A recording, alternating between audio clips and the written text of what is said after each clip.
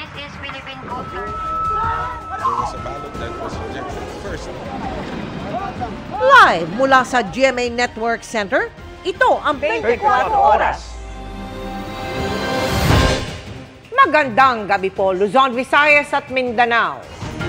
Pinakakasuhan na ng plunder, graft at direct bribery sina dating House Speaker Martin Romualdez at dating Congressman Zaldico kaugnay sa maanumalyang flood control project sa bansa.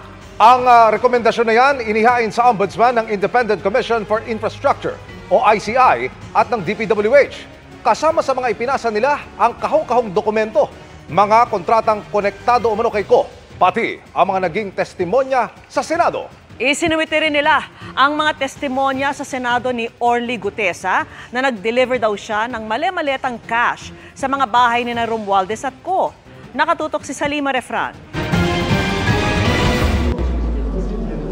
Mismong si Pangulong Bongbong Marcos ang nag-anunsyo ng pagsisimula ng proseso para masampahan ng kasong plunder ang pinsang si Representative Martin Romualdez at dating kongresistang si Zaldico. Ang ICI at saka ang DPWH ay lahat ng nakuha nila na informasyon ay ire-refer, ibibigay na sa Ombudsman para imbestigahan ng Ombudsman. Ito ay tungkol sa mga informasyon ng dating Speaker Martin Romualdez at saka ni Zaldico. Kahong-kahong dokumento nga ang dinala kanina sa Ombudsman ng Independent Commission for Infrastructure at Department of Public Works and Highways na ilang buwan ang nag-iimbestiga ng anomalya sa flood control projects.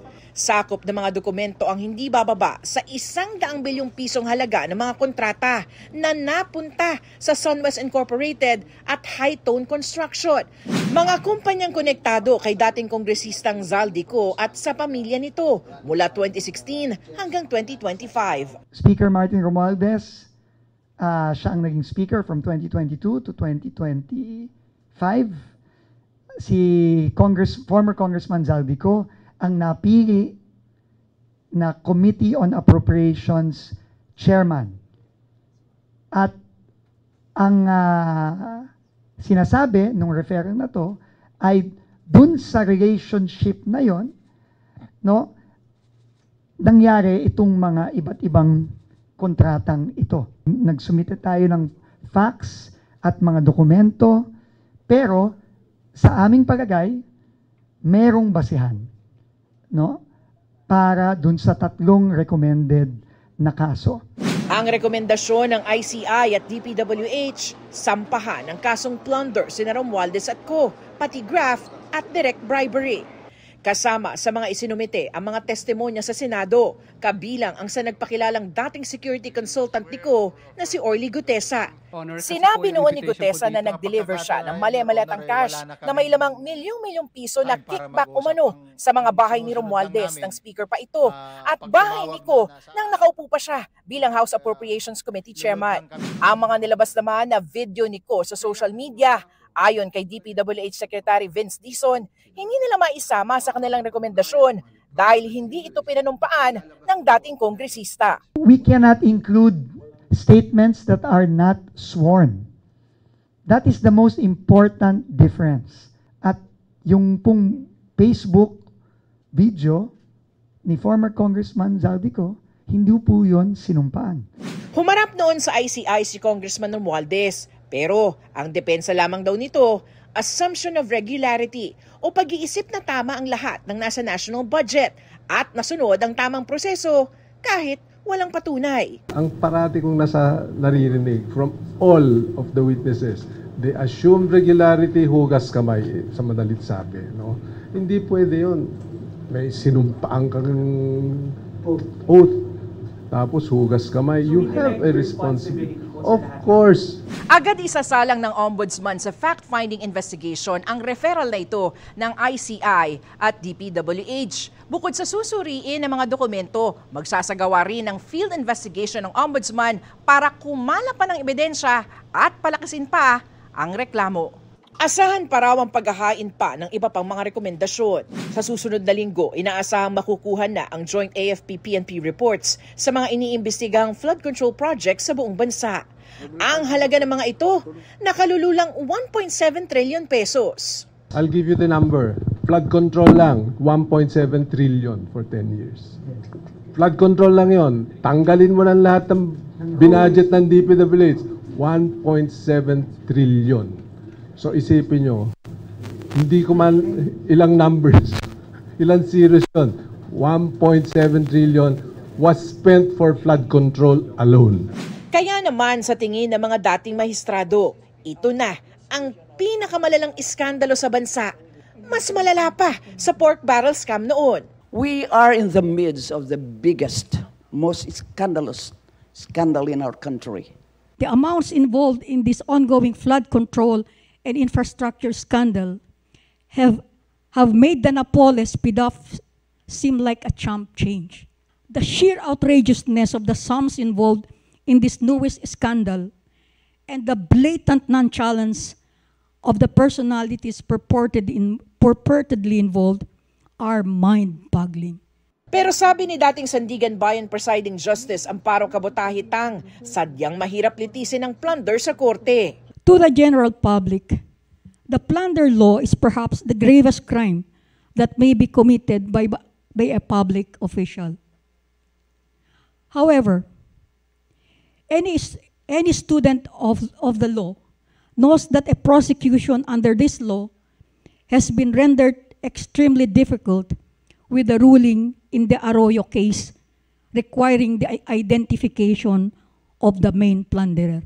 Kaya dapat daw malakas ang ebidensya dahil ito lamang ang magiging batayan ng desisyon ng Sandigan Bayan. Para sa GMA Integrated News, Sanima Refran, nakatutok 24 oras. Haharapin daw ni dating House Speaker Martin Romualdez nang may malinis na konsyensya ang imbestigasyon ng Ombudsman. Tiwala rin daw siyang magiging patas ito. Nakatutok si Tina Panganiban Perez. Tiniyak ngayon ni dating House Speaker Martin Romualdez na haharap siya sa investigasyon ng Ombudsman nang malinis ang konsyensya. Ito'y matapos irekomenda ng DPWH at Independent Commission on Infrastructure sa Ombudsman ang pagsasampa ng mga reklamong plunder, graft at bribery laban kina Romualdez at dating Ako Bicol Representative Zaldico kaugnay sa mga umano'y maanumalyang flood control projects. Abogado ni Romualdez ang nagbasa ng kanyang pahayag. I willingly submitted myself to the ICI's fact-finding process, appeared voluntarily, and remained in the country. Throughout all these proceedings, no sworn or credible evidence has ever linked me to any irregularity, and again, my conscience remains clear. Sabi pa ni Romualdez, nagtitiwala siyang magsasagawa ang Ombudsman ng patas na investigasyon. It is now with the Ombudsman.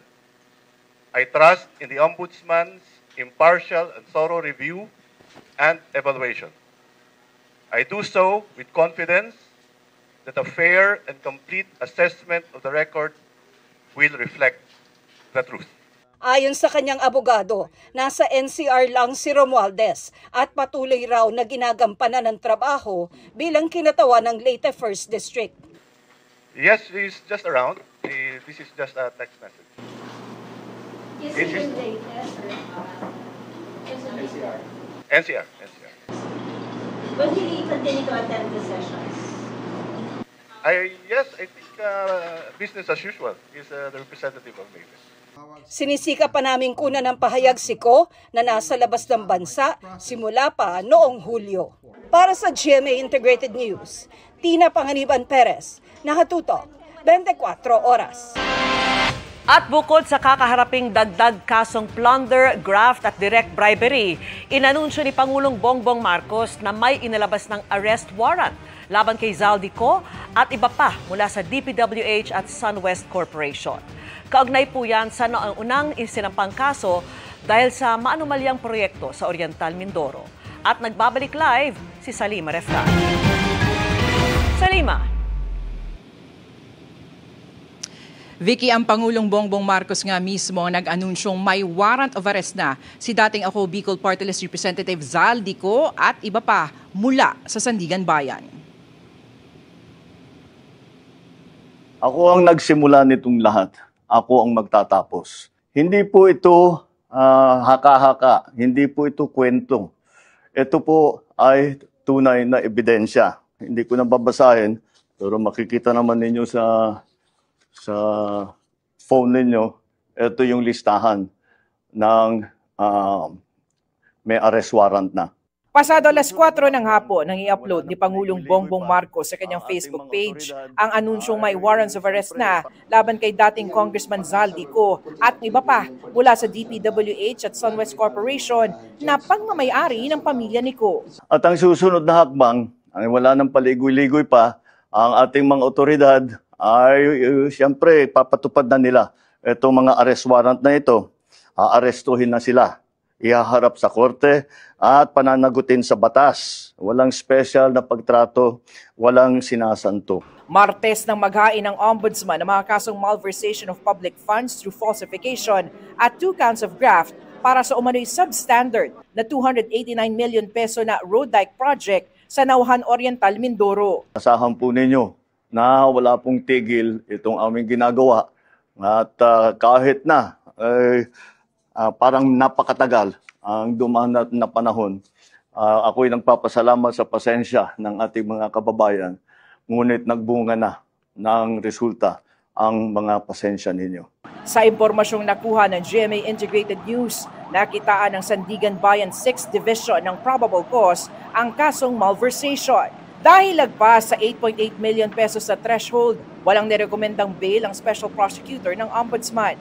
Kasabay ng warrants, naglabas na rin ng whole departure order ang korte para sa lahat ng akusado. Sa isang pahayag, sinabi ng Office of the Ombudsman na ang mga law enforcement agencies ay inaatasang agarang ipatupad ang warrants of arrest para mapaharap ang mga akusado sa korte. Ayon naman kay Interior Secretary John Vic Remulla, base sa kanilang monitoring, nasa Japan daw si Ko nitong nakaraang mga araw. May Interpol Blue Notice na si Ko at mag-a-apply na ang gobyerno para sa Red Notice ngayong may arrest warrant na ang dating kongresista. A few days ago, nasa Japan siya. Japan? But he has since left. Wala pa kami information kung saan siya nag-landing from Japan. Okay, pero linawin natin, nung umalis siya ng Pilipinas, nag-US po siya? US po, and then Europe, then Singapore, then Spain, then Portugal, then Japan. We will know po as soon as the immigration authorities all over the world will inform us. Bagamat ang susunod na hakbang ng pamahalaan ay hingin sa korte na ikansela na ang Philippine passport ni Ko. Pinag-aaralan na ngayon kung paano mapapabalik sa bansa si Ko dahil sa intel ng DILG, may hawak din daw si Ko na Portuguese passport. On raw intelligence, it seems that he has a Portuguese passport. Alam niyo yung golden visa? I think, we don't know when he applied, but ang alam namin, meron siyang Portuguese passport. So, ano ibig sabihin nun, Secretary? Ibig sabihin, if he acquired the passport before the commission of the crime, Portugal will protect him. But if it was after the commission of the crime, ibibigay siya ng Portugal. May diplomatic arrangement na gano'n ng Pilipinas at Portugal? Ang Portugal mismo ay na-rules nila para wala silang fugitives na magtatago sa kanila. Ang PNP, Martes pa raw may nakapwestong mga tracker teams para sa mga aarestuhin. May teams rin daw na pupunta sa mga bahay ni Ko. Samantala, Vicky, sa mga nakuhang dokumento ng GMA Integrated News, makikita na bukod sa warrants of arrest ay naglabas na rin ng whole departure orders ang 5th at 7th Division ng Sandigan Bayan. Para yan sa 16 na akusado sa 5th Division kasama na si Ko. At isa naman para kay Ko sa 7th Division. Ayon naman kay Acting PNP Chief Lieutenant General Jose Melencio Nartates Jr., masusing nakikipag-ugnayan ng PNP sa Sandigan Bayan at sa iba pang ahensya para sa maayos at naaayon sa batas na pagsisilbi ng mga arrest warrant. Sabi naman ng Department of Foreign Affairs, wala pa silang natatanggap na kautusan para sa pagkakansela ng pasaporte ni Ko. Dati nang sinabi ng Ombudsman na kailangan munang lumabas ang arrest warrant para kay Ko bago nila ito mahiling sa korte. Yan muna ang latest mula nga dito sa Office of the Ombudsman sa Quezon City. Vicky. Maraming salamat sa iyo, Salima Refran.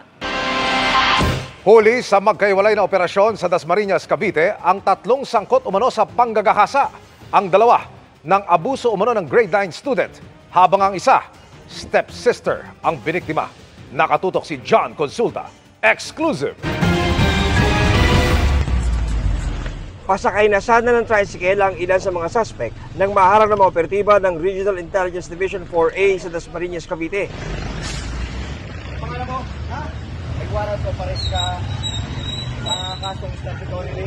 Arestado ang dalawa sa 4 na suspect dahil sa pang-aabuso sa isang grade 9 student. Sumbong ng biktima, nagpunta siya at kanyang nobyo sa bahay ng kanilang kaibigan at doon nag-inuman. Pero bigla raw nagkaroon ng emergency ang kanyang nobyo kung kaya't kinailangan nitong agad umalis. Naiwan sa bahay mag-isa ang biktima. Itong mga suspects na naiwan na kaibigan nila is pinagamit ng marijuana itong biktima natin hanggang sa mahilo at makatulog yung biktima natin. Doon na nagpa-medical and doon nga natin nakita na nagkaroon nga ng gang rape. Patuloy na tinutugis ang dalawang iba pang suspect. Sa Dasmariñas pa rin, walang kawala ang isa pang rape suspect na matagal nang pinaghahanap ng Regional Intelligence Division 4A. Ang suspect, inabuso umano ang kanyang stepsister. Nangyari raw ito nang bisitahin ng biktima ang kanyang umuwing amang OFW na sa ibang bahay na nakatira. Hindi na umuwi itong victim natin doon sa bahay ng tatay, doon na rin natulog. Nung gabing yon, bigla na lang nagising itong biktima natin at tinakpan ng kamay ng suspect yung bibig ng biktima at saka isinagawa nga itong karumal-dumal na krimen na ito. Sasaktan na talaga ako pag bilang isang ina talaga masakit eh. Na ganunin yung anak mo, nakalaban-laban, nakulong yung lalaki na yon. Gusto ko, parang wala na siya pang mabiktimang iba pa. Wala pang pahayag ang mga inaresto. Kinasuhan natin sila ng statutory rape, no? Nobel po itong statutory rape na final natin. Nagsagawa naman ng Project Lakas ang PRO4A sa mga komunidad na may mataas na insidente ng panggagahasa para mapaalalahanan ang mga magulang at mga bata paano makaiwas sa krimeng ito. Para sa GMA Integrated News, John Consulta, nakatutok 24 oras. Inanunsyo ng International Criminal Court o ICC na ilalabas ito sa November 28 ang desisyon sa apela ni dating Pangulong Rodrigo Duterte para sa kanyang interim release o pansamantalang paglaya. Matatandaang noong Setyembre, ibinasura ng ICC Pre-Trial Chamber 1 ang hiling ni Duterte na palayain muna siya habang dinidinig ang kanyang kaso. Katwiran ng Pre-Trial Chamber, kailangan masigurong dadalo sa mga pagdinig ang dating Pangulo pero mula sa simula, kine-question ito ang kanyang pagkakadetine na tinawag niyang kidnapping. Sa apela ng kampo ni Duterte sa desisyon, iginiit nitong walang kakayahang tumakas o bumalik sa politika ang dating Pangulo at hiling lang nitong makalahok sa pagdinig sa kaso niya habang nasa lugar na nararapat sa kanyang kalusugan. Sa dokumentong inilabas ng Appeals Chamber, sinabing ang desisyon sa apela ni Duterte ay ilalahad sa open court sa susunod na Biyernes ng umaga, November 28, alas 5:30 ng hapon dito sa Pilipinas. Naunsyame ang tangkang panloloob ng isang grupo sa 2 bangko sa Imus, Cavite. Nabisto kasi ang ginawa nilang hukay at nahuli ang 3 umanong miyembro. Nakatutok si Marisol Abduraman, exclusive. Pinasok ng mga otoridad ang tunnel nito sa Imus, Cavite. Nasa ilalim ito mismo ng kalsada. Natsyempohan ng mga nagpapatrolyang mga taga-barangay na lumabas mula rito ang 3 lalaki na kanilang inaresto. Nagtalunan po doon, ma'am. Kaya ano po nila nasita. Nagkataon po yung ating mga kapulisan habang hinahabol po nila itong 3 ay nagpapatrolya. Nakahingi po sila ng tulong at naaresto. Naunsiyami po yung balak ng termite gang na magnakaw. Dito raw sa manhole na ito pumasok ang mga suspect. Naghukay sila sa ilalim at target na pasukin ang 2 bangko. Sa tingin ng mga pulis, nasa 14 na metro na ang layo ng kanilang nabutas. Na-recover ng mga pulis sa hinukay na tunnel ang mga gamit ng grupo, gaya ng hydraulic jack. Sige lang, diretso ka lang. Base po doon sa haba nga po ng hukay na 14 meters is more or less mga 2 to 3 days po na lang tinarbaho po ito, ma'am. May posibilidad po, ma'am, na may nauna ng team nila na naghukay doon. Then ito pong ating nahuli, ito na lang po yung sigurong team na mismong papasok na po doon sa bangko, ma'am. Sa pagsusuri ng River Ranger, 15 metro lang ang layo ng butas mula sa isang bangko. Nasa 40 metro naman ang layo nito sa isa pang bangko. Kwento ng isa sa mga suspects, may nag-utos sa kanila na pumasok sa ginawang tunnel. Pumasok kami doon, ma'am, tapos malaking tubig, hindi kaya po, ma'am. Maliligaw po kami, ma'am, kung papasok kami sa maliliit na butas, hindi namin kaya, ma'am. Kaya doon kami sa malaking butas. Dahil dyan, umahon daw sila. Dito na sila nagtsempuhan na nagpapatrolya ang mga taga-barangay. Saan kayo nahuli, sir? Sa kalsada, ma'am. Katulog ko din. Ito yung kaaahon nyo lang, di ba, sir? Mula sa ilalim. Opo, sir. Harapin na lang. Kayo ba yung nakulong na dati? Oo. Anong kaso po? Ganito din. Patuloy ang pagtugis sa iba pa nilang kasama. Para sa GMA Integrated News, Marisol Abduraman, nakatuto 24 oras. Nagain ang kampo ni dating Bamban Tarlac Mayor Alice Go nang mosyong manatili siya sa Pasig City Jail Female Dormitory. Miyerkules sa susunod na linggo, November 26, nakatakda ang pagdinig. Dahil dito, maaantala muna ang paglipat sa kanya sa Correctional Institution for Women sa Mandaluyong City.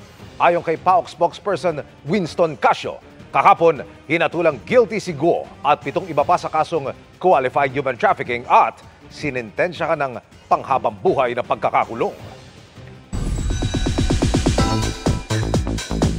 Happy Friday, chikahan mga kapuso! Challenging but one for the books ang backpacking experience ni Miguel Tan Felix sa kanyang pag-iikot sa South America.